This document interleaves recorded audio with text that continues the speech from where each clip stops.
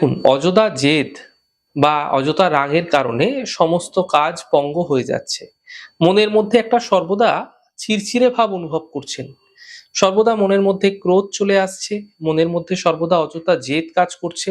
আপনি চাইছেন এই সমস্যাগুলি আপনার মন থেকে দূর হোক, কিন্তু কোনোভাবেই আপনার মন থেকে এই সমস্যাগুলি দূর হচ্ছে না। কি করবেন?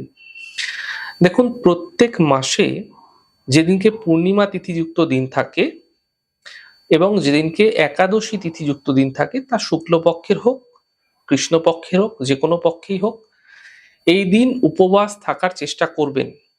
দেখুন, শরীর পারমিট করছে না তো ফলাহার করুন, সাত্ত্বিক ভোজন করুন, যতটা সম্ভব চেষ্টা করবেন, অন্ততপক্ষে একদিন চেষ্টা করুন।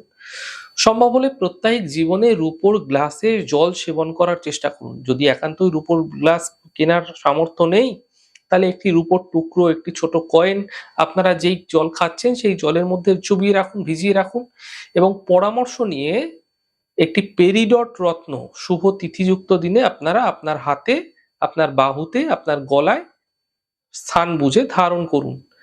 যদি আপনার এমনটি করছেন, এতে মনের মধ্যে যে সর্বদা একটা চিড়চিড়ে ভাব আপনি অনুভব করছেন, মনের মধ্যে যে সর্বদা ক্রোধ চলে আসছে, জেদ চলে আসছে, সেগুলি ধীরে ধীরে দূর হতে দেখতে পাবেন, এবং তা আপনার কর্মজীবনের ক্ষেত্রে, আপনার ব্যক্তিগত জীবনের ক্ষেত্রে অনেক শুভ ফলও প্রদান করতে দেখা যাবে।